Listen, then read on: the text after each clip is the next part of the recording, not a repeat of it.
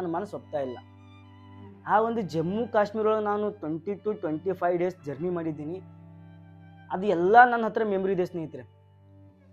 500 GB ಕಂಪ್ಲೀಟಾಗಿ external 22 GB ಅಲ್ಲೇ ತೊಗೊಂಡಿದ್ದೀನಿ ನಾನು. ಪೂರ್ತಿ ಕಂಪ್ಲೀಟ್ ಅದ, ಇನ್ನಾದರೂ ಸ್ಟೋರೇಜ್ ಒಳಗೆ ಐತಿ.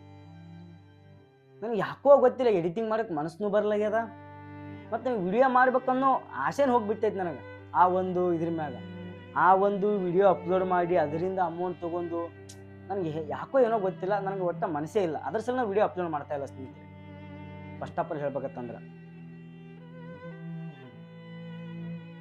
ನಾ ಏನು ಹೇಳ್ಬೇಕಂತ ನನಗೆ ಗೊತ್ತಾಗಲ್ಲಾಗ್ಯದ. ಬಟ್ ಅದನ್ನು ನಾನು ಯೂಸ್ ಮಾಡ್ಕೋತೀನಿ ಸ್ವಲ್ಪ. ಇದು ನಮ್ಮ ಪಾಪಿ ಪಾಕಿಸ್ತಾನ ಐತಲ್ಲ, ಪಾಪಿ ಪಾಕಿಸ್ತಾನ ಯುದ್ಧ ಆದ ನಂತರ ನಮ್ದು ಇದು ಚಾಲು ಆಗ್ತೈತಲ್ಲ, ಮತ್ತು ಜಮ್ಮು ಮತ್ತು ಕಾಶ್ಮೀರ ಟೂರಿಸಮ್ ಚಾಲು ಆಗ್ತದಲ್ಲ, ಅವಾಗ ರಿಟರ್ನ್ ಒಟ್ಟು ವಿಡಿಯೋ ಅಪ್ಲೋಡ್ ಮಾಡ್ತೀನಿ.